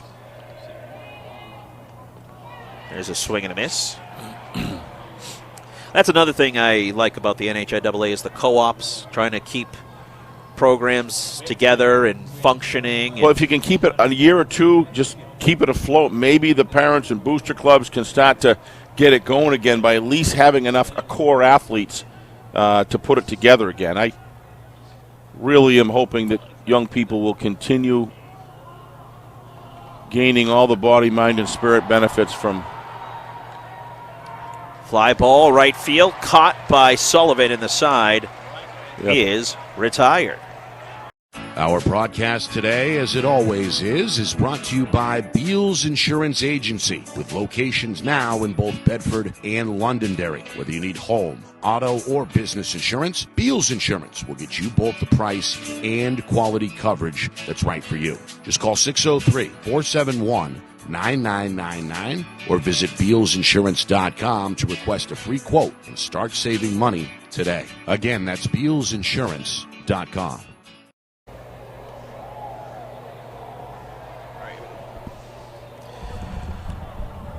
Seventh inning, Hollis Brookline 3 outs away from a state championship, and they'll have to get through 2, 3, and 4 of the St. Thomas order due up. But Padge McSean back out there for another inning, Steve, and James Sartell, the head coach, wants a senior out there. Well, one of the things you were talking about, a stat that I kind of lost count with a little bit was the amount of players runners that St. Thomas left on. And I think it's just 8 or 9, right? Yeah, and that's too many against a Hollis Brookline. That's just not going to happen. But I give a lot of credit to McSean for working his way out of jams and certainly participating in that by his good arm and good pitching. Cade Murphy leads it off. He's 0 for 3, the first baseman in the 2-hole. Nobody warming in the Hollis bullpen. No, but I think they do have waiting. Somebody that's waiting. Probably watch what happens the first out here. Pitch misses, ball 2, 2-1.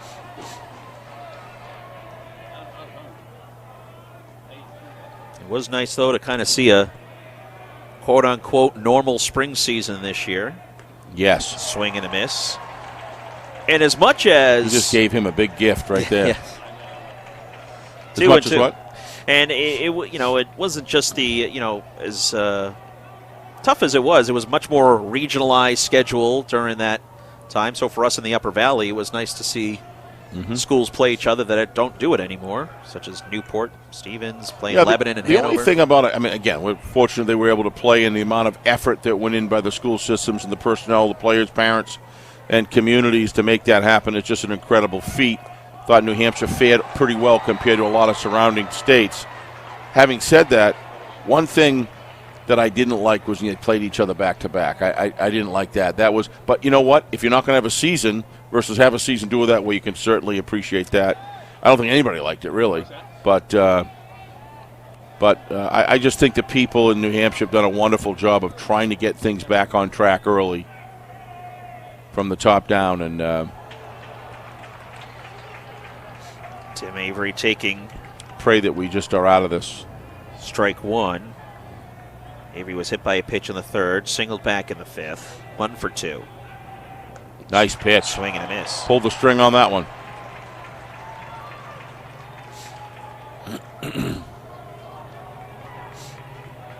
Avery, the shortstop, hitting in the 3-hole. Cade Murphy over at first, earned the leadoff walk. McSean sees that one go foul down the third baseline. Yeah, especially for us in the Upper Valley, where we got schools all over the divisional alignment. All different kinds of matches. I went up to see a Interlakes Kennett football game, and that didn't go so well. Division 2 versus Division 3. Pitch misses outside. Although on the other spectrum, one of those games we saw Newport take on Lebanon, a very good Lebanon team at the time, and Lebanon won 7-6. It was a very tight game. Who was your running back last year who was pretty prolific on that football team from Lebanon? There was a couple. They had Shambo.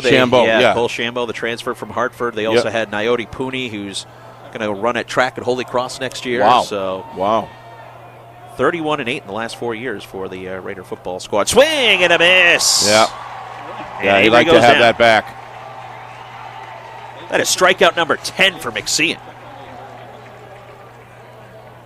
Yeah, there's no way you're pulling this guy out of the game. He wants it. He wants it. He's earned it. Here's Sam Grondin, the pitcher. Walked, reached on an error. Done a great job coming in to relieve. Absolutely. And he gets plunked with the curveball.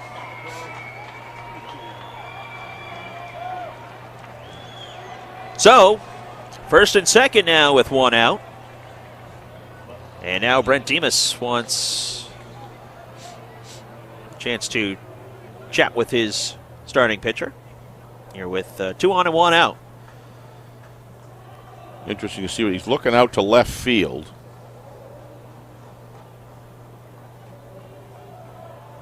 James Sartell, our manager. Sorry. Yeah. Brent Demas was the man. Saw the blue and the white. Looked just like the Lancers uniforms from Londonderry from our Division I game. Again, Monadnock taking the D3 title. Sunapee the D4 title. And then it was Pinkerton Academy taking the Division I crown. And James Sartell going to say, stay with it, kid. Yeah, just probably want to talk to him and say, look, I'll give you another batter or two. But big thing is he's got one out. They're down to 2 outs. If there was no outs in this situation, I'm not quite sure he may have pulled him at that point. But he's got one out. He's got forced plays pretty much at every base here. Bounces in the dirt, runners hold. As Jack LeCouture, who's 0 for 3, steps in.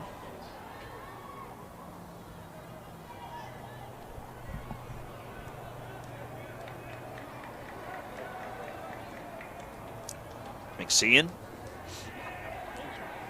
comes set, the 1-0.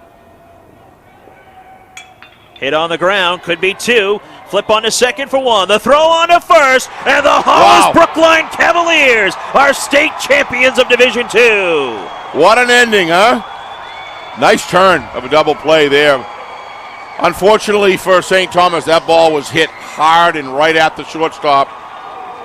And Hollis Brookline has lived up to the expectations. And they are champions. Second title in program history, their first since 2007. And they do it in convincing fashion. A 7-2 win over second-seeded St. Thomas. And here's the replay on that game-winning double play. Nicely done. Note, he made sure he got that first out. Nice job coming off the bag and throws a strike. What a way to end it for the Hollis Brookline Cavaliers. Like you said, Steve, they were the preseason favorite coming in, and they'll leave it with the hardware, winning it 7-2 over St. Thomas. Very solid looking group of young men there. St. Thomas had a great season, just ran into a buzzsaw with McSean, who was dealing early. 10 strikeouts for the lefty here. Struggled a little bit in this inning, but when it mattered most, he came through in the clutch. Yes, he did. I counted at least 3 times, not counting the end of the game, but he started to fade a little bit and struggle a little bit, not for long. But the grit that this kid has really impressed me, of his ability to work with his catcher and work himself out of trouble. And if you're going to be a starting pitcher, you've got to be able to work yourself out of trouble.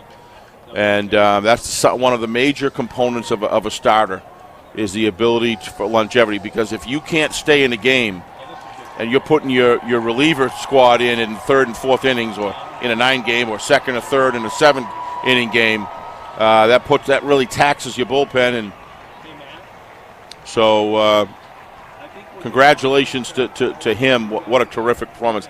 For me in this game, he was probably the most valuable guy, because he controlled the game. Hollis Brookline will finish the season 18-1, while St. Thomas will finish the season at 16-5. So the Hollis Brookline Cavaliers, they claim the Division II state championship in 2022. First one in 15 years for the program. And well, I think you said that there are 6 starting positions on St. Thomas coming back. So future looks bright for them as well. Just left too many guys on base. Weren't able to put hits together. You know, what was the hit differential? How many hits did Hollis Brookline have versus St. Thomas? The unofficial hit total, 9-6. I have it. Let's see here. I have it 8-2. That's close. 8-3. Yeah. Okay. I thought they had 6.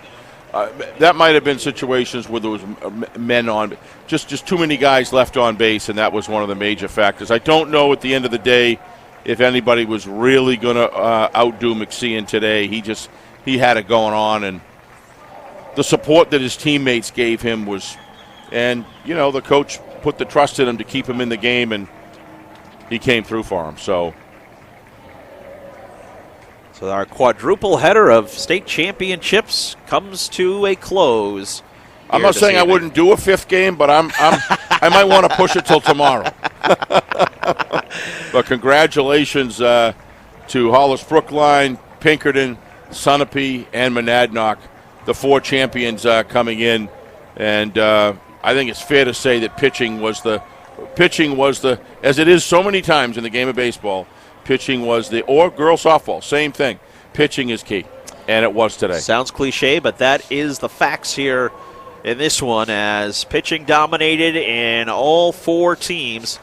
It's funny, all 4 state champions scored first in their respective games and all come away with the win. Take that stat for however you want to look at it. But like you said, Steve, the baseball season comes to a close here in New Hampshire. And again, after a COVID-shortened season last year, a regionalized schedule last year, it was nice to see back to regular divisions and seeing a state championship held here at Northeast Delta. Very enjoyable to see. And when you look at some of these teams that were here today, there's a lot of these teams that are going to have very strong showings next year as well. And you never know who else is going to come in the mix, start playing well. You really got to give Londonderry credit for being such a young team. And starting out the beginning of the season and then finishing, and they were hanging right in there. What was that game, 2-0? Yeah. That was. I mean, if you talk about 2 teams that gave us a heck of a showing, it was that was a fun game to watch. They all were. But, because of the fact that it was so close, good pitching on both sides of the ball. Both of those teams going to be very, very bright in Division I, I think, next year as well. So, with that said, state champions have been crowned here in New Hampshire. Again, Monadnock taking the Division III crown, Sunapee the Division IV crown, Pinkerton, first one in 36 years, they take the Division I crown, and then Hollis Brookline, they take the Division II state championship, winning 7-2. I want to say some thank yous, Brett, if I could, just for a quick second. Starting off at the top with Don Boyle from NFHS, working with him this week, and as we really appreciate that relationship. Love working. Don's been just a wonderful man to work with in so many ways. And appreciate him. We appreciate Jenna from the NHIAA helping us out here. Stephanie at the ballpark talking to me yesterday about trying to get logistics squared away. The whole NHIAA board putting this thing together. It was a grand success. Terrific job there. Coach Rosemick's been here all day long. Down there giving out trophies of the work that he and his staff have put in, just exemplary. The hospitality at the stadium in general here has been wonderful. I want to thank our crew, John Barron, for coming before his kid's graduation to help us set up this morning. Thank you, John. Absolutely nothing short. Terrific camera work today by Matt Beals and Craig Incardoni, our professional photographer. This guy is really special. Of how he trains people. It trains our guys in photography. As I said, John Barron, our senior tech. And, of course, Ben Beals back at the Beals Insurance Studios, just doing a terrific job putting this thing together and bringing this product to you. We certainly hope you've enjoyed it. I also want to thank my partner here and thank him so much for coming down, Brett. You just did a terrific job today, and you've just been a joy for me to work with. Thank God you came here, because I could never have done what you did. So thank you, Brett, as well. And to all the coaches and the staffs and the players, thanks for giving us such a great time today. Absolutely. You said it right there, Steve. Again, thanks to our awesome production crew. They did a great job here for all 4 games, so really thankful for that. And, again, pleasure working with you, Same Steve, here, buddy. and hopefully we do it again Absolutely. for next spring season. Well, that'll do it for us. Big thank you again to our hardworking production crew. For Steve Beals, I'm Brett Franklin saying so long from Northeast Delta Dental Stadium, as you've been watching the NHIAA Baseball State Championships right here on the NFHS Network. Have a great night, everybody.